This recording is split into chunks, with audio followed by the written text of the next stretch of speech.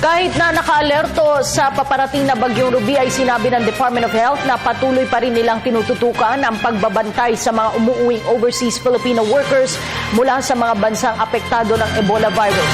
Ayon sa DOH, patuloy nilang ipinapaliwanag sa ating mga kababayan na kinakailangang magsagawa ng mandatory quarantine para matiyak na hindi makakapasok sa bansa ang naturang nakamamatay na sakit. Samantala, nanawagan naman sa publiko ang DOH na huwag pandirihan o katakutan ng mga Pilipinong nagmula sa Sierra Leone, Guinea at Liberia. Sa Ebola, kailangan pa rin patuloy na yung pag-unawa, pag-intindi.